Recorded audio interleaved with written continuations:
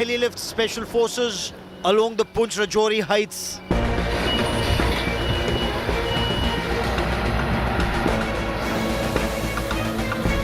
Security grid strengthened on either side of Pir Panjal in Punch and Kupwara. Spike and infiltration bids on either side of Pir Panjal ranges in Jammu and Kashmir. But our forces only reacting to Pakistan's military jihad complex. Is it time for proactive operations and not just on own turf? Is India's anti-terror policy reactive in nature and in need of an overhaul?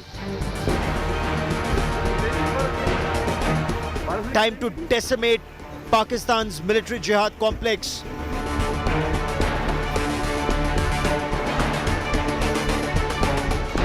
Modi 3.0 versus Pakistan's military jihad complex is our top focus on IndiaFirst. Pakistan's military jihad complex is our top focus on IndiaFirst. To electronic and signal intelligence, the security forces have mounted a multi-pronged offensive to neutralize the terrorists who've repeatedly targeted security forces and civilians, including pilgrims in the Punch, Rajouri, Jammu, Reasi, Doda belt south of Pir Panjal. And this is perhaps one of the biggest counter-terror operations being undertaken south of Pir Panjal, with forces deployed along the Pir Panjal ranges that divide the Jammu region with the Kashmir region to ensure that terrorists do not slip across from the Jammu region to the Kashmir Valley. Our J&K Bureau gets you our top story. मैं आतंकवाद के इन सरपरस्तों को कहना चाहता हूं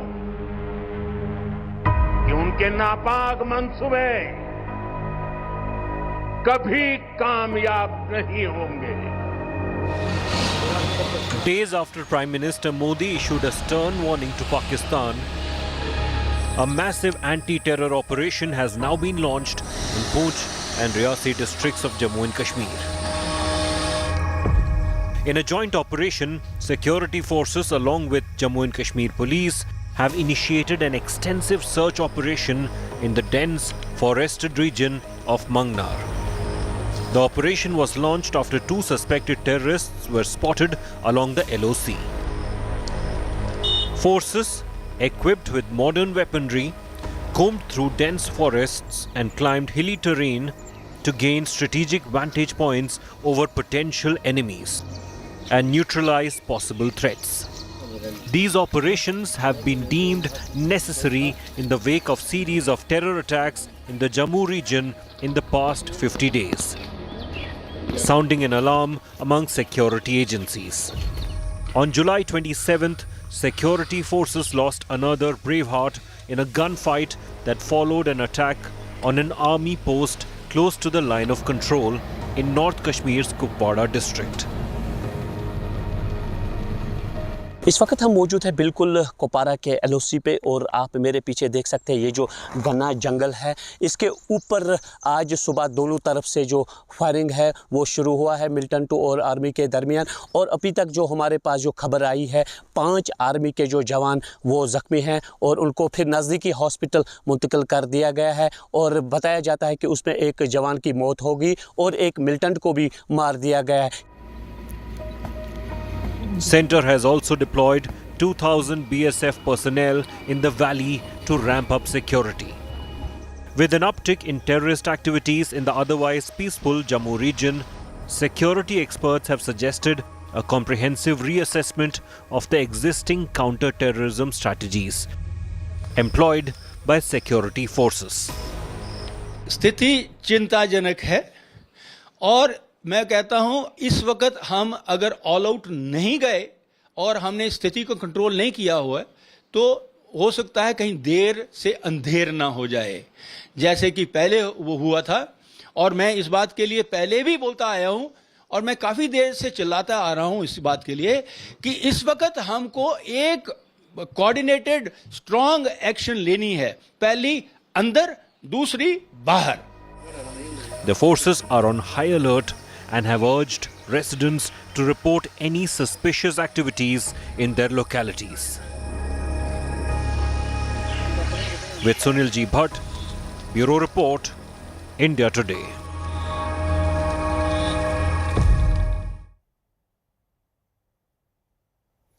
Pakistan has bled India for decades. After losing all wars to India, Pakistan's military jihad complex has actually fine-tuned its strategy of inflicting 1,000 cuts on India. Pakistan lost the 1947 war, the 65 war, the 71 war when Pakistan was split into two, Siachen Glacier, Op Meghdoot, Kargil war. Pakistan then opened the floodgates of the Oxbridge of terror. Lashkar-e-Taiba, Jaish-e-Mohammed and other terrorist organizations. Consider this. The 3rd of November 1999, a suicide bomber attacked Srinagar-based Chinar Corps headquarters, killing 10 soldiers. December 24, 1999, Pakistani terrorists hijacked IC-814, the Indian Airlines aircraft from Kathmandu. 1 passenger was killed. India was compelled to release 3 terrorists, including that Maulana of terror, Masood Azhar. December 22, 2000, Pakistani terrorists attacked the Red Fort, killing 3, including 2 soldiers.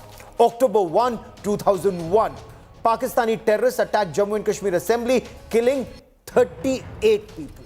Less than 2 months later, the 13th of December 2001, Pakistani terrorists again attacked the Temple of Indian Democracy, our parliament. In March 2002, the Raghunath temple was attacked in Jammu. That attack killed 12, but worse was in store. On the 14th of May 2002, Pakistani terrorists attacked the Kaluchak military station, killing 36 army soldiers, their families, including a toddler.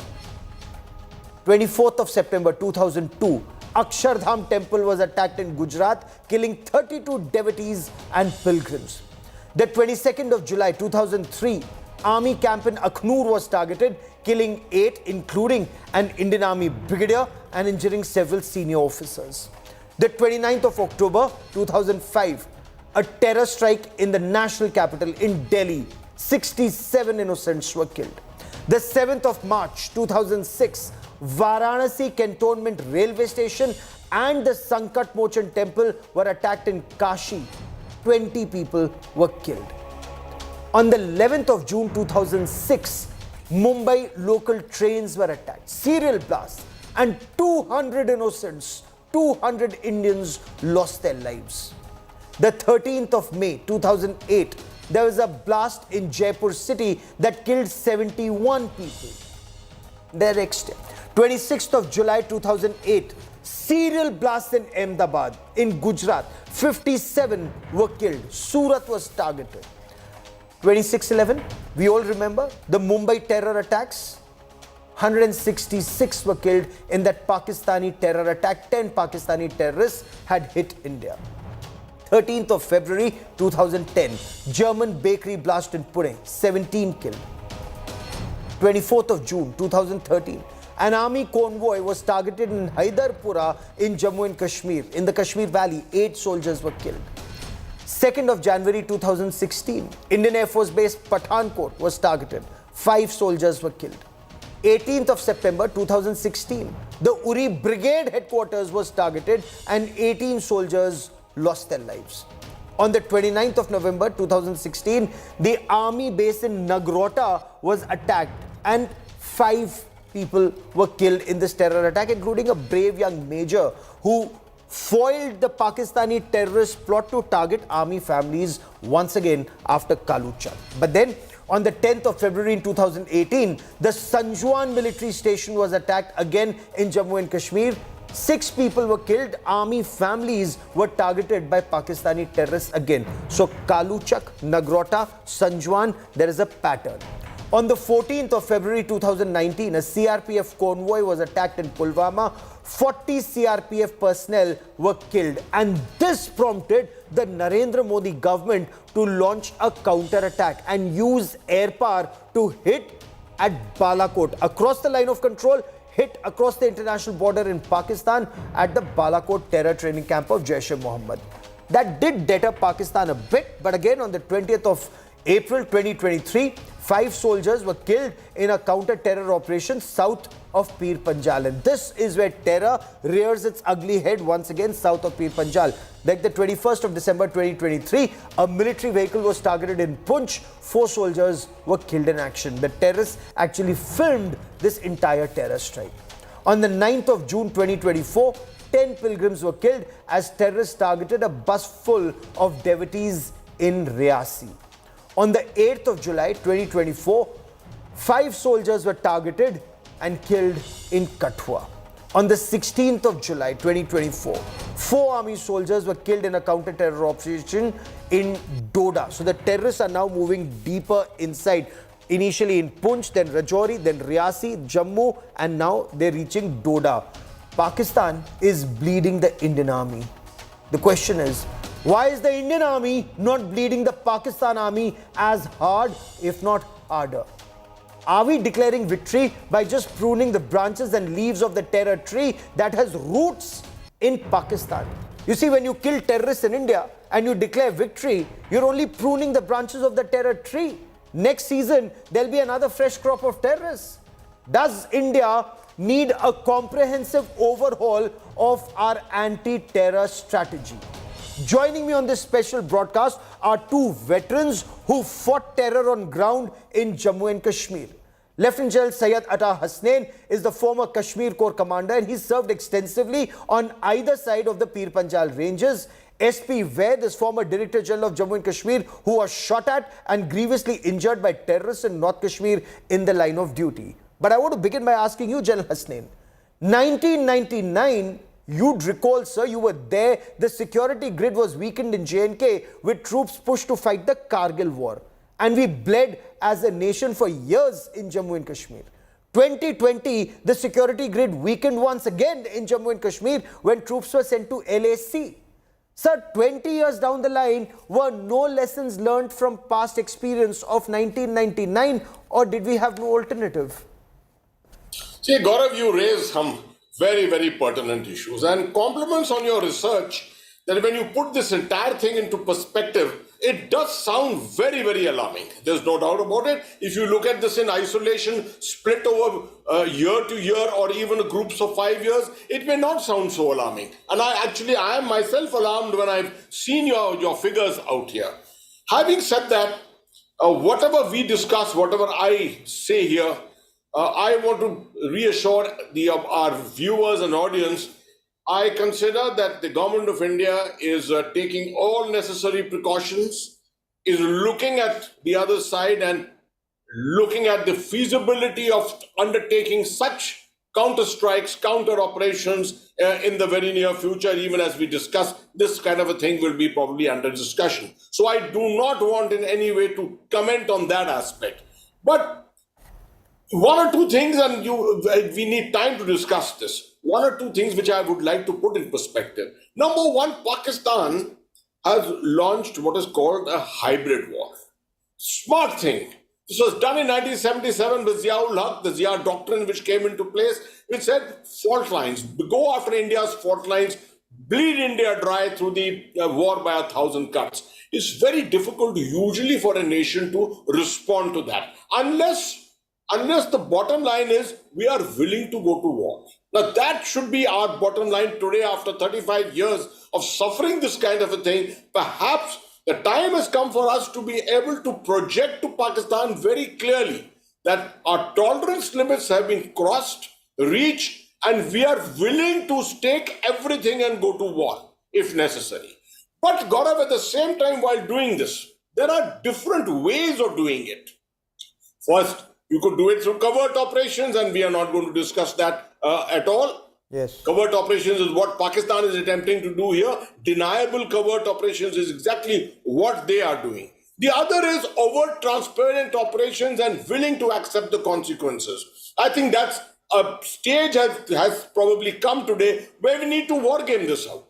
And it needs to be wargamed at the highest level, perhaps comprehensively, at perhaps at the National Security Council level, where they have to look at all the possible options of a change, complete amendment to the counter-terror strategy as such. But the most important thing, the most important point here is we have to secure ourselves. Yes. We must secure ourselves to make sure if we strike, we are not re-struck back again. Okay. That Sir, same strategy must not hit us back again. fair What is enough. being undertaken Why does at the Pakistan moment not in fear Jammu, this? what Why is does happening in Pakistan not Jammu- fear it? Why does Pakistan not fear if it strikes India? Then there are consequences for Pakistan. There are deeper Exactly. fault lines in Pakistan. Exactly. This is You what know- I am talking about also. In Sir, fact, I Pakistan have has- covered, I have Yeah, on ground, I covered the Kargil war, I've covered that Kaluchak military station attack when the toddler was killed by Pakistani bullets, an army family being killed. I've covered Nagrota terror attack, I've covered Uri, Pathankot, sir, I've covered all the, and Sanjuan military station attack on ground, Gaurav, all you these have terror covered attacks, those and which attacks? is what pains me. You have covered, Gaurav, you have covered those attacks. I have sustained those attacks. Yes, sir. Many of those attacks I have sustained. So let me tell you, as a military professional, I do not respond out of emotion. No, but I there am has to looking be a at this response. I entire completely thing. appreciate your I point. am looking at this entire thing in perspective and saying, what are the outcomes? Sir, What are 35 the years, we outcomes? need a If strategy that goes is why way it's beyond, that has to be important for cold, me, Gaurav, calculated. it's important for me to be able to convince myself, convince my hierarchy that what I do will have an impact on the ground. Once I do that, I am ready to go anytime. Sir, but I'm with 35, you. 40 I'm with years, you. I'm long not enough to against have you. that strategy. I am not against you, Gaurav. What you're saying is absolutely correct. But as I said, I don't work out of sentiments and emotions. Sure. I work out of professionalism. Absolutely, sir. Mr. Ved, over decades we've learned, each time a brigade is removed in the name of having won hearts and minds and a vacuum is created, terrorists have moved into that area where a vacuum was created. Sir, we've seen this in South Kashmir and now we are seeing this south of Pir Panjal. And yet forces are removed and yet vacuum is created. Sir, where is the problem? Is it lack of institutional memory, or is it that there is no alternative, or is the leadership so tenure oriented? मेरे tenure में सब ठीक हो जाए, long term solution government सोचेगी.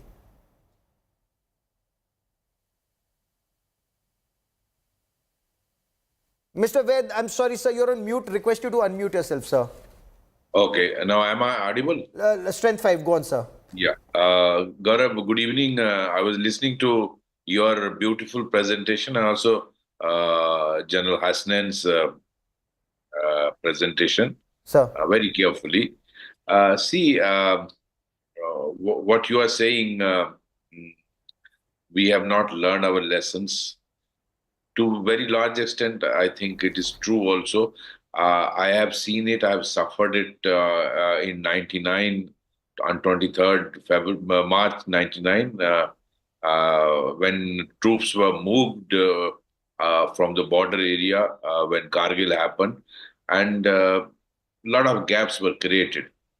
And in fact, when you were listing all these major incidents which happened across the country, not only in Jammu and Kashmir, that happened in.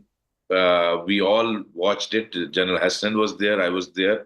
The gaps which were created on the LOC actually gave opportunity to all the foreign terrorists, and Pakistan took that opportunity to push in a lot of foreign FTs there, belonging to Lashkar-e-Toiba and Jaish-e-Mohammed, and this wave of what they call Fidai attack and we call as a suicidal attack started happening. And in fact, when one of those incidents, I was also injured. Yes. And all the major incidents, a parliament attack and all, during this period of 99 to 2003, these major incidents happened. And afterwards also, as your presentation revealed. Similar thing actually happened in Jammu also. If you see, I was IG Jammu from 2004 to 2008, and I remember by the time I was posted out, 2007-8 onwards, I think there was hardly any terrorist incident in Jammu region. And look at the way, taking advantage of the troops which were actually moved out of Jammu region, creating security gaps.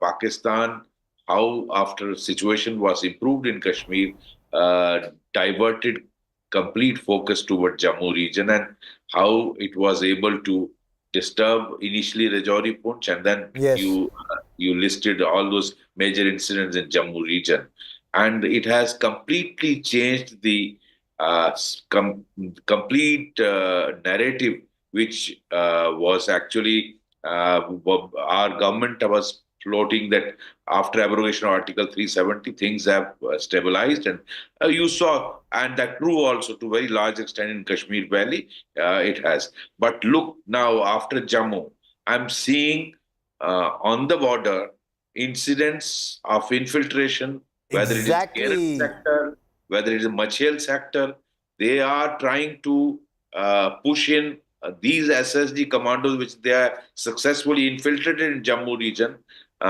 in Kashmir Valley also. And I have inputs from across the border that the SSD commandos have actually managed, some of them have managed to infiltrate, and a lot of them are ready. So they are trying to create something like you can say Kargil 2 type situation in Jammu region. No, but If can they actually do that?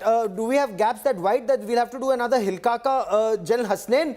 Is a Kargil 2.0 possible in today's day and age, or are these small bat teams that the Pakistanis are sending, and while we need to neutralize them, should our strategy be to strike at the roots of the territory, covert, overt, using Pakistani assets to do it? Because I'm just taking you back once again.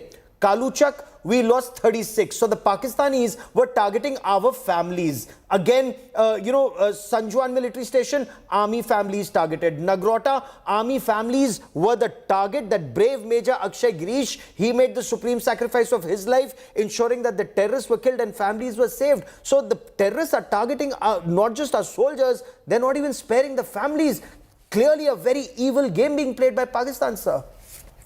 See, Gaurav, the currency of things at the moment, what Pakistan is attempting to do is to play on your psyche, to tell you that they are still relevant in Jammu and Kashmir, that they can strike at will if they wish to, and that you may have done whatever in the last 5 years, but you have not been able to secure yourself.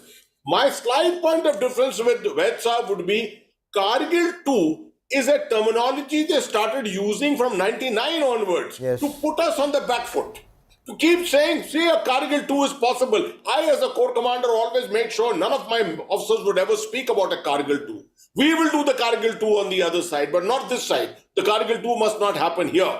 Now, what's happening in this area of Jammu at the moment is, instead of doing a big act, because they know that a big act is going to get a response from our side. A Pulwama is going to get a response, and Uri is going to get a response. What they're doing is a series of small acts to try and have a convergence with an impact through that convergence of different small actions. Okay. Now, this has to be countered. You see, if you have 40, 50, 60 terrorists in this area, and there are some of them regulars, as what Vaid Sahab has also very correctly assessed, then the kind of operations that we are launching at the moment, you need lots of troops for it. You need to do sustained operations. You can't do these 72-hour operations here and there and hope to gain from it. And the last point in it is, yes, you may secure yourself, but at the end of it, further forays will continue into your territory. Unless, as you very correctly say, you have to assess and see how can you dissuade that? How can you deter that? The surgical strikes did not deter them. But we will have to do something that by which they will have to get deterred.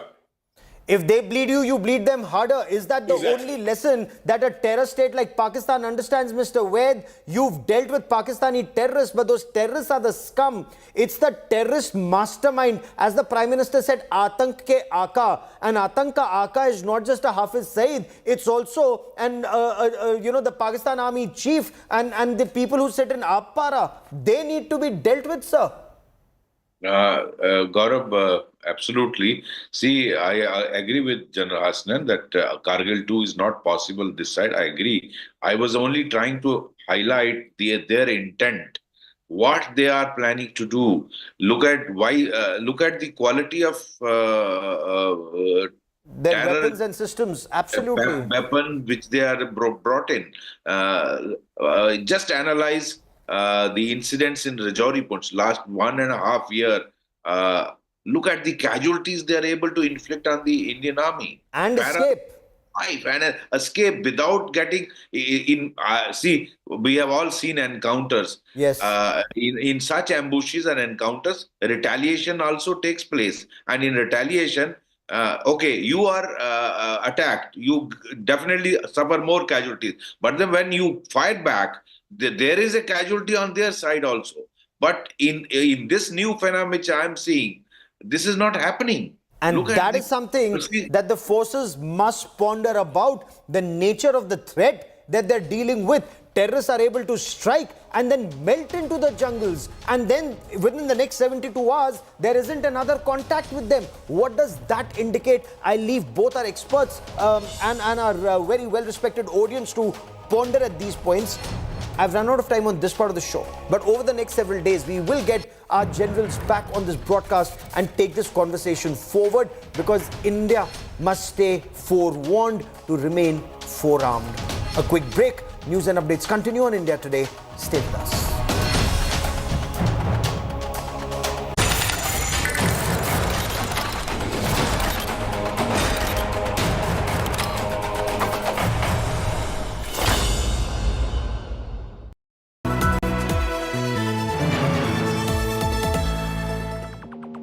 Just came around to say hello. I'm so fly. You took a nosedive. Careful when you play on my level. For you it's so. Hey, hello. Motorola Razr 50 Ultra. Flip the script. Hello, Moto. The India Today Media Institute believes in training students in independent and critical thinking so they can better analyze the world around them. The training at the ITMI is rigorous and multimedia with an aim to provide top-notch media professionals. Register now at www.indiatodaymediainstitute.in or call on 95600 65465.